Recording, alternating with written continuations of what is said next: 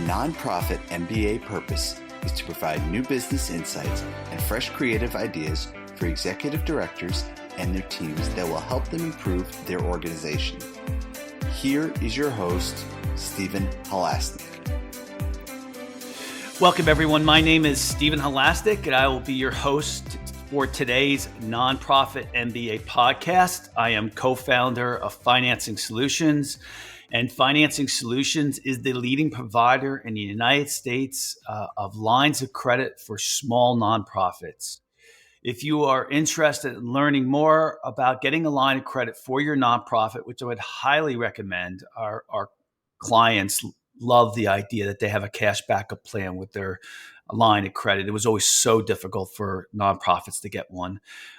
Just please visit our website at nonprofitmbapodcast.com, and you'll even can fill out a simple minute application to get a quote as far as what a line of credit would cost and if you would be approved.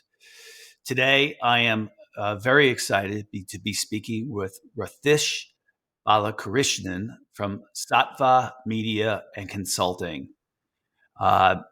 So today's podcast is building a nonprofit organization for the future.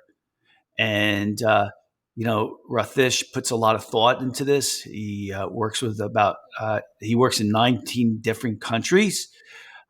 He's worked over the last 10 years with nonprofits that are both global and local, and he's often doing assessments of emerging trends in philanthropy. Satva, welcome to today's Nonprofit MBA podcast. Thank you. Thank you, Stephen. Glad to be here. Yeah, Rathish, I'm sorry. So Rathish, tell us a little bit more about your background, a little bit about the type of organizations that you've worked with, and a little bit more about Satva's work as well. Yeah. Let me start by talking a little bit about Satva, Stephen, and then speak a little bit more about our work with nonprofit organizations and maybe end with my own background. So Satva is a consulting organization with an exclusive focus on social impact. Our fundamental vision is to make impact everyone's business and end poverty in our lifetime. We do that by doing four things today. One part of our work focuses on advising and enabling funders who are investing in social impact space in maximizing the return that they can create for every dollar that they invest in impact today. We do this by advising them on where to invest in impact. In cases where we actually design programs that donors can implement and actually orchestrate the actual implementation for them on the ground over a period of 3 to 5 years. We also conduct high quality evaluations, program evaluations and impact evaluations to help them understand how they can both prove the impact that they've created and improve the impact that they have actually had on the ground. We do this with most of the large global foundations that are working in the global south. We also are engaged with a growing domestic philanthropy landscape that is emerging in India today as well. The second part of our work is actually in enabling nonprofit organizations in helping them scale the impact that they can have on the ground. A lot of times we recognize that what nonprofits need is not another presentation that tells them how to do things better. It's a combination of a clear thinking strategy combined with access to support that helps them implement that strategy effectively on the ground as well. And what we have learned since 2009 is that an iterative approach to strategy and execution is extremely valuable in helping nonprofits shift their orbits and scale their impact. And this is proven valuable for us across countries and across continents. The third part of our work is in actually building body of evidence and research. So what we recognized very early in our journey with both donors and nonprofits is consulting is very valuable, but research helps us frame the actual problems that need to be solved. So we conduct research on various issues. We bring voices of primary stakeholders. We conduct rigorous data collection exercises to actually frame the problem that needs to be solved for the larger ecosystem. And today we've won multiple international awards on the quality of our research, and our research cuts across the entire global north and including countries like Russia. Lastly, and something I want to talk a lot more about as we go forward, we recognize that impact is actually collaborative today. The idea that a one organization is going to create large scale impact is actually becoming a thing of the past. And more, we are seeing donors, nonprofit organizations, governments come together to solve problems. And we are working on multiple collaborative initiatives that unlock millions of dollars in impact and focus on systemic problems that individual organizations cannot solve. We are an organization that was founded in 2009, so that makes us 13 years old. We have over 500 employees based out of 5 different countries, and our work itself spans about 19 countries today. Our work with nonprofit organizations, and I'll briefly say this and pause for any questions from your side, focuses on three broad areas. The first question is often, what should an organization do over a 5-year period? So we help organizations in both drafting their organizational strategy and work with them as an internal strategic advisor to implement that strategy over a period of time. The second part of our work is in building global scalable programs that are designed for both scalability and for impact. And as we do with organizations, we often embed ourselves within a nonprofit organizations and help those organizations take that idea to actual implementation to a point of scalability over a period of 2 to 3 years. And the third area of focus for us is in building functional capabilities in organizations, be it monitoring and evaluation, communications, fundraising, technology and data, and other focus areas that fundamentally become the engines that enable the growth of these organizations as well. Yeah. About me, I'm an engineer by education. I've been in the social sector since 2004 in various forms. I've started my professional career in France in INSEAD Business School. Moved back to India, worked for leading international technology companies across Europe and India. Started Satva in 2009, and at Satva, I've played a wide range of roles. A large part of my work today focuses on working with inspiring nonprofit leaders and helping them scale the impact that they can have on the ground. 500 employees is an awfully large organization. When you're working on a project for one of your clients, I mean, how many people are actually working on that project? Yeah, so it really depends on the kind of engagement we have with organizations. Typically for a typical organizational strategy project, we deploy a team of 3 to 4 people. It's usually a partner, who's from the leadership offering, advice and perspective. But we have a 2 full-time employee team, which is a consultant and an associate and an engagement manager that is anchoring the implementation. So it's a fairly lean team, as you can see. So it's about 2.5 members from Satva doing a strategy project.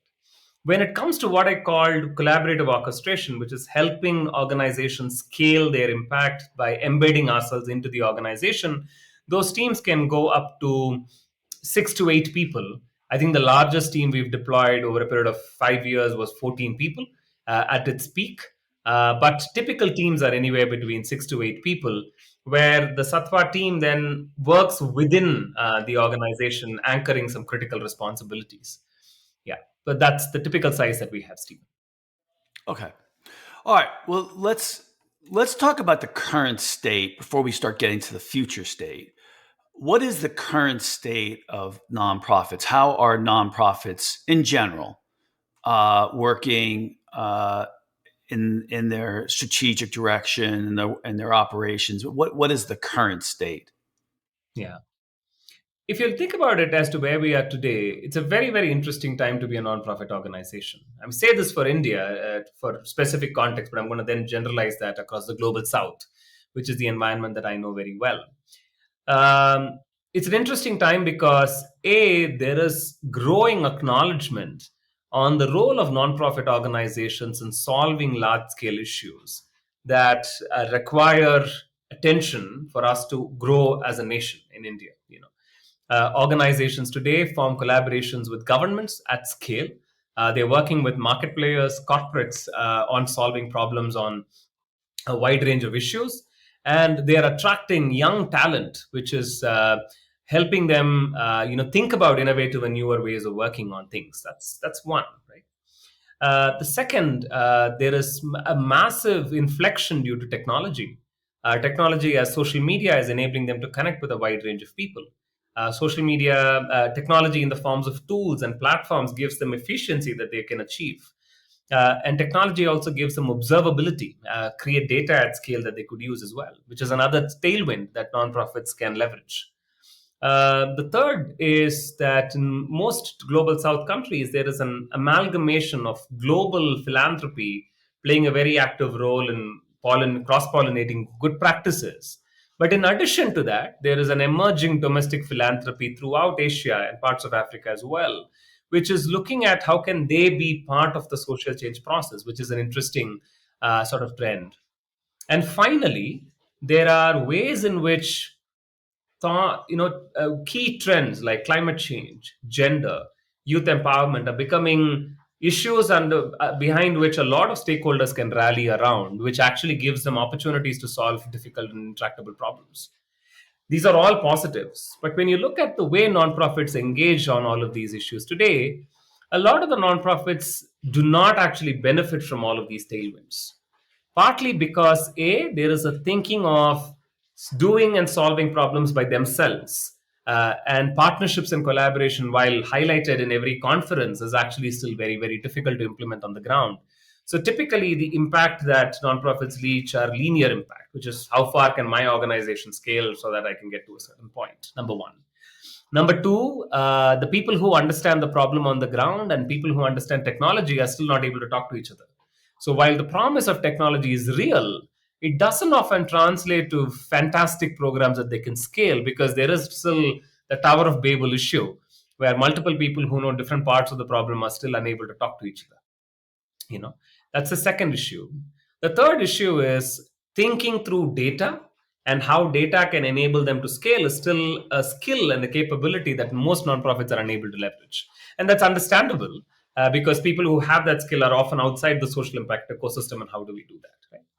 And lastly, relationships with donors continues to be a grant based model where there is a discussion over a check rather than discussions over capabilities.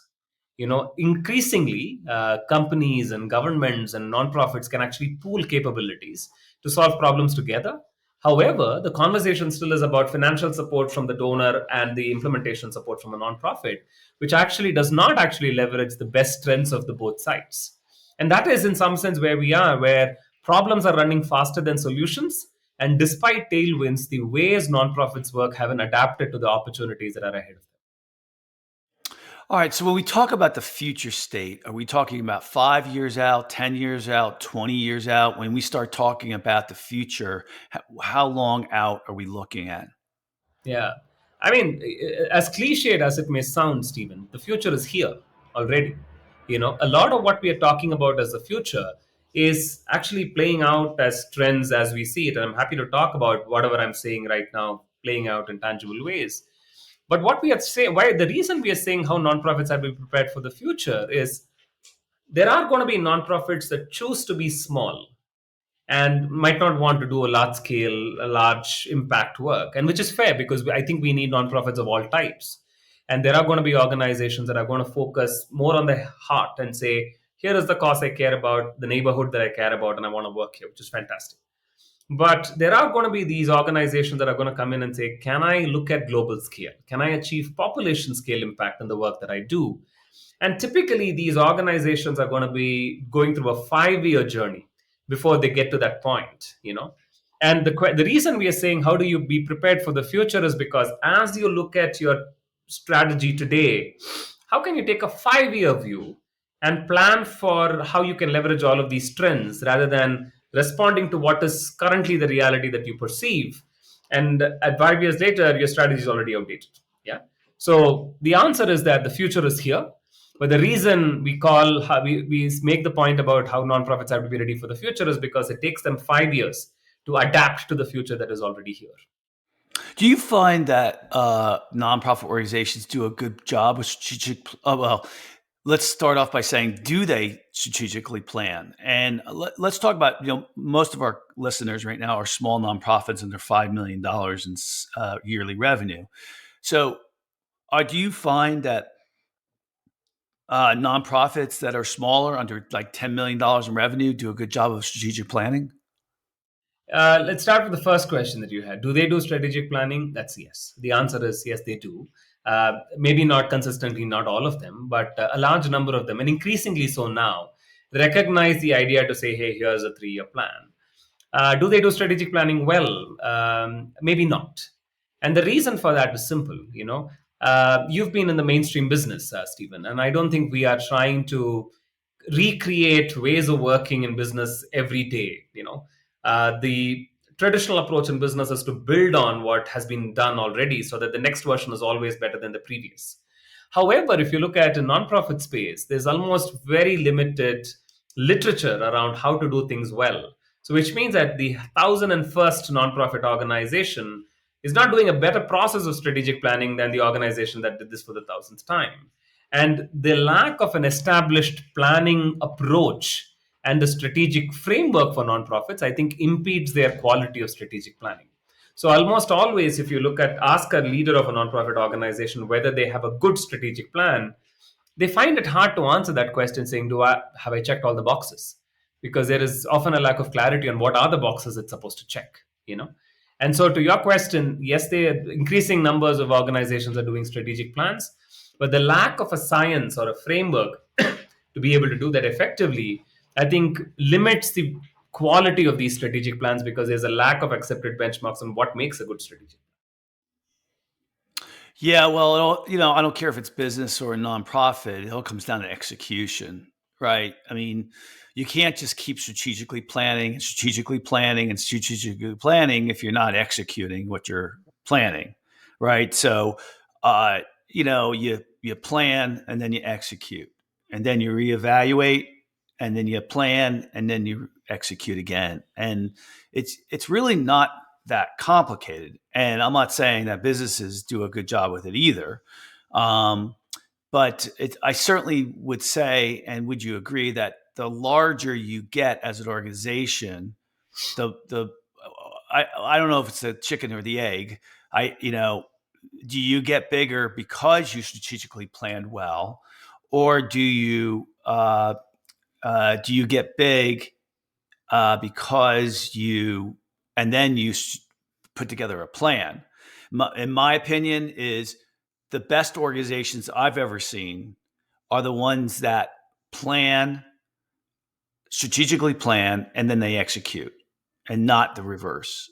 So, let's face it, especially with nonprofits, their resources just feel like they're so much more finite than a business. You got to make sure you do a lot with what the money you have. Would you agree with that? Yeah, absolutely. And show proof. So when someone brings you on board as a consulting, what is usually their thought process? Yeah. So let me sit back and make a few comments on the points you already made and then build on, because that sort of leads me to my answer as well. Is there a direct correlation between the quality of strategic planning and the size of the organization? There is not. Right? Large organizations make terrible plans too. And small organizations sometimes make really good plans. And partly it's a function of small organizations having a much better understanding of who they serve and the feedback loops being shorter. Large organizations sometimes lose their footing in terms of, what do they really stand for? But that sort of brings me to the question of why and when do organizations call us? We've often seen that there are 4 reasons why organizations call us, as part of the work we do. One is there is a change of leadership. There's a new leader who's come in, they want to reimagine and get a fresh perspective of what this organization can be. And that's one time where Satva gets called and said, hey, listen, can you sort of look at it and tell us where we have to go? The second part is where an organization knows it's hit an inflection point. There is that time in every nonprofit organization when they know that what they're doing right now is working. They've got this new opportunity to work, let's say, with a large donor or with the government, and they know that they're going to go through a non-linear scale journey, which is where they're probably going to go 3 times the size, 10 times the size. And they want to sort of reimagine their work in the context of the scale that they're going to hit. And this is actually very, very common over the last few years that we are seeing, where organizations reach an inflection point and say, hey, listen, I need to reimagine how I think about my work. And it's very hard for them to unlearn what they do today to sort of hit that point. The third use case is where a large organization, and this comes back to what I said earlier, recognizes that it's become irrelevant. They've been around for 60 years, but the environment outside has changed so much that they don't believe they're still relevant in the current ecosystem, or where they recognize that there are some critical trends that have changed the way they are working. It could be where in India, for instance, lots of organizations worked on ensuring every child has education. Today, 97% of Indian kids are in school, but the quality of education is poor. So, how do these organizations imagine their work? Because the context they worked for has actually changed significantly, right? That's the third part of the work that we're seeing. And the last part of the work is where typically a donor comes in, recognizes that the organization has unrealized potential, and brings us in to help the organization think through what it could be, where the demand is not generated internally, but it's outside. Yeah. If you look at this, Stephen, we've recognized that sometimes with large organizations, the idea of getting caught in their own internal narrative can be very high, which essentially means that their ability to create a good strategic plan is missing. And sometimes with small organizations, they have limited understanding of their constraints. They often make large plans that may not, sort of work within the constraints of resources that they have. So there's no direct correlation between size and quality of planning. But these are the four reasons why we get called today in nonprofit organizations. I hope that helped. Yeah, I mean, who is a good person to make sure that the strategic plan is being implemented? I think it's not as much a person, because if an answer to a problem is a person, that often means that the solution is wrong, right? But what are the critical things that we need to do to make a strategic plan get implemented? I think number one, as a consultant, it's extremely critical to make sure that there is ownership from the leadership on the plan that you're making.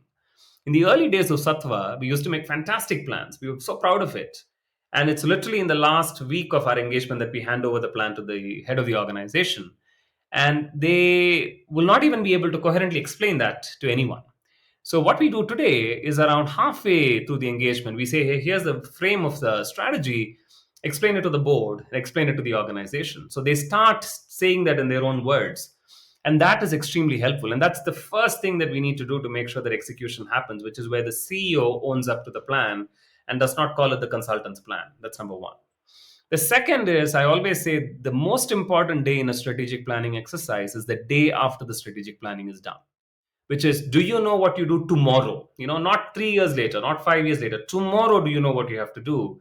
So one of the things that we build at Satva is actually a 1-year plan that helps organizations know exactly what do we have to do every month of every year. I mean, every month of the first year. And are there measurable goals that tells us that this is helpful? And we typically hand it to the board and tell them that this is your compass to make sure that the plan is actually getting implemented. That's the second part. The third part is we often include a board sponsor who's a non-executive person in the planning exercise, because the non-executive person serves as a conscience to be able to look at it from the outside and say, hey, is this plan actually getting implemented? And it's too late to bring them in after the strategy is complete. They have to buy into the plan when the strategy is being done. That's the third part. And the last one is really make the assumptions behind a plan very, very clear. We did a plan for an organization in December 2019. April 2020, we had COVID. So how do you then execute the plan? So calling out the assumptions behind the plan helps the CEO then understand what is changing and how do I adapt the strategy based on that changes. Are you also at times, they said, okay, you worked with us building the strategic plan. We want you to make sure we execute it now. Absolutely. Yeah. We, 9 times out of 10, this comes up saying, hey, how can you help us? And we often tell organizations that we can do 3 things. A, we can be a conscience. So every quarter, we go back to the nonprofit organizations and conduct a full day review to say, is what we are doing effective? What is the strategy that we recommended effective? What course corrections have to be done? But it's also a way for them to reflect on what did we plan versus what did we do. That's something that we do. In certain cases, people recognize it's not the conscience they need, it's capability. So we actually embed a person for the first 6 months or a year into the project, into the organization, who can then complement their capabilities with capabilities that we bring to the table. Yeah. Typically, it's things around data. It's around monitoring and evaluation, because they might not have the talent they need. It takes time to hire. But then if you wait for the person to hire, you've lost a year of your strategy. So Satva sort of embeds the person to cover the capability gaps. The third approach we call is the big bet approach, because in most strategies, there's that one big bet that you're taking, and that if works can make the organization move to the next scale. We actually create an embedded team that works on the big bet together for the next 2 to 3 years. That way, the biggest and the most critical part of the strategy gets executed. So all of these three models work. In cases where we do none of these, we continue to stay friends with the organization, unlock networks for them, enable funding for them, because it's often the access to funding that limits them to not implement a strategy as well. So let's talk a little bit more about the future-ready nonprofit. Okay, I know we alluded to some of the key concepts, but let's talk about what is the future-ready nonprofit. Yeah. So, Stephen, what we are seeing with our work with nonprofit organizations is that a future-ready nonprofit organizations has 5 critical components that it establishes so that it is able to achieve scale, impact, and sustainability. Yeah. We see at the core of a nonprofit 3 critical engines that have to power the nonprofit. We call it, and I'll explain this in a little bit, the engine of innovation, the engine of scale, and the engine of sustainability. Yeah. The engine of innovation builds core intellectual property or that intervention or program that the organization believes is going to create large scale impact. The engine of scale finds a way to scale that impact without scaling the organization necessarily. Engine of sustainability ensures that they're able to get the networks, the resources, and the funding to make the organization work well. And these 3 have to be thought through very, very clearly.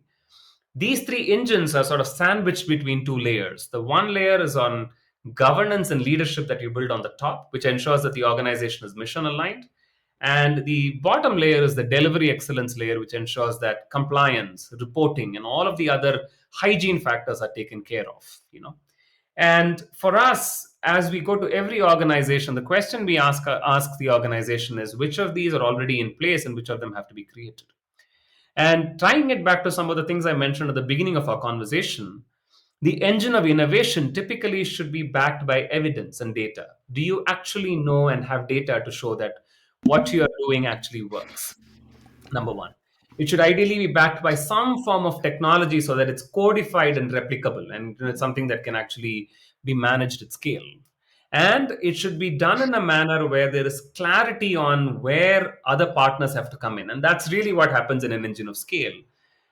In engine of innovation, in engine of scale, we see the following 4 approaches that are necessary, and some of the organizations pick one or more of these approaches.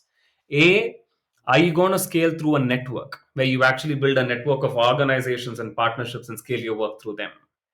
B, are you going to scale through government? Are you going to work with government and make government accept your ideas and programs and policies, etc., which we see a lot of in India and the global south? C, are you going to work through knowledge, which is you're going to codify all of the material that you have, make that available for other organizations to adopt, where impact is actually gained through knowledge? Or 4, are you going to linearly scale, which is are you going to become a large organization that's everywhere? And for different types of organizations, different scale strategies actually work well. On engine of sustainability, the core rule that we have is that social capital is a precursor to financial capital. Almost all organizations suffer, and struggle with fundraising. What we tell them is, don't worry about raising money. Worry about building social capital. Do you know right people? Are you building friends of your organization? Do you have enough people who care about you? They can be, people on your board. They can be volunteers you're working with. They can be people in corporates that you know well. They can be government stakeholders. They could be just a friends of the organization, an informal network.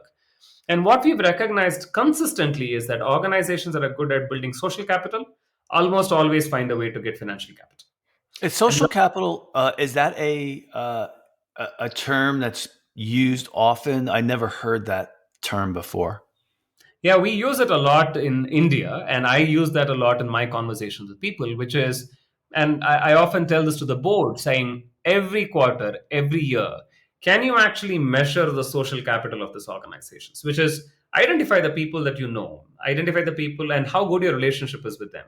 Ask yourself, are you growing the number of relationships you have as an organization? Like, is your volunteer base increasing? Is your friend network increasing? Is the number of influencers that you know increasing? Are you getting new people on the board? Number one, which is quantity. Two, is your relationship with each of these groups actually improving? Are you more tightly knit? Are they becoming ambassadors for your organization? And when you do that, and after that, you know they and with critical stakeholders, and you know this, Stephen, people leverage themselves. People will often come in and say, "How can I help you?" Right, and they find the way to do that. And oftentimes, if you nudge them a little bit, they offer you the resources that you need, either as capability or as cash. But that building that very, very consistently is what we call the engine of sustainability. The bottom half I talked about is delivery excellence. The compliance norms in India for sure is becoming rigorous, and we think it's just a precursor to what you see in the rest of the globe, where there are going to be more questions asked on compliance, on your annual reports being kosher, your financial statements being right, and a lot of organizations struggle in getting this right because they don't think it is their job to do this because they believe they're in the business of service. But we've realized that most often this is where the organizations actually fail because they can't get that big grant because their financial systems are not in order. So, how do you build delivery excellence effectively? And finally, we think that the role of the board and the leadership is paramount in ensuring that mission orientation is always achieved.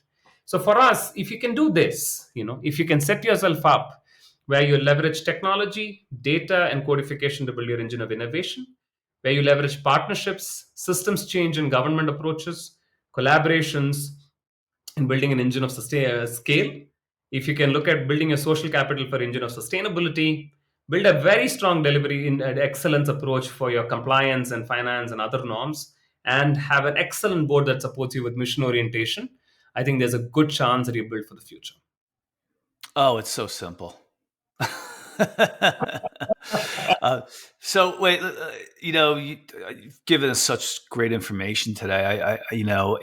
I think, if any of our listeners are saying, "Oh my God," I think just don't get overwhelmed. I think you need to pick one or two things and really execute it well. But have you written a book about this stuff yet? Not yet. Yeah, I mean, this is definitely book material. There's a lot here, especially the way you lay it out. What about on your website? Do you have white papers or other things that you have that our listeners can kind of go to and kind of pick through in greater detail what you're talking about, or at least see the framework you're talking about? Absolutely. So we are actually, your listeners are one of the first people to listen to this framework, Stephen. So we are actually putting together a white paper which will be released by October. And what they could do is to just write to us at impact@satva.co.in. I can send you the email address. You can add it to your Well, let's notes. spell it. Why don't you spell it all so that they have it? IMPACT, impact, at SATTVA, Satva, which is the name of my organization, .co.in. Yeah? I'm going to repeat it again. It's impact, IMPACT, at SATTVA, Satva, .co.in. Yeah? If they could write to us, as soon as the white paper is ready, we're going to publish it to them as well. Yeah, or by the time it gets released, it's probably going to be, let's say it's the 20. Yeah, it'll be October when this is released of 2022. So will be up on your website as well. It will be, and the website is www.sattvagain.co.in. Yeah, so it's satva.co.in. So, that's a really great conversation. It's really kind of all the time we have today. I'd really like to thank Rathish Balakrishnan for coming on today's podcast. Again, Rathish is from Satva, Sattva Media and Consulting. And if you like today's podcast, please feel free to share it with a friend and also subscribe on your favorite podcasting app. And if you like today's podcast, please also give us a review or any of the other podcasts. Those reviews really help us get the word out. I mean, the Nonprofit MBA podcast, this is in the top 5% now of all podcasts in our space. And we're proud of that. And it's those reviews that really help us get the word out. And of course, if you're looking for a line of credit for your nonprofit, you can call us at 862-207-4118. We only work in the United States, just for our listeners to know. or visit our website at nonprofitmbapodcast.com. And Rathish, if anyone gets in touch with you again, how would they go about doing that? The same email addresses and the same website. Great. So, I say this at the end of every podcast. I want to thank all our listeners from around the world for making the world a better place. You guys are out there always on a day-to-day basis, trying to make the world a better place. I thank you for that. I know that both Rathish and I both have our role to play too.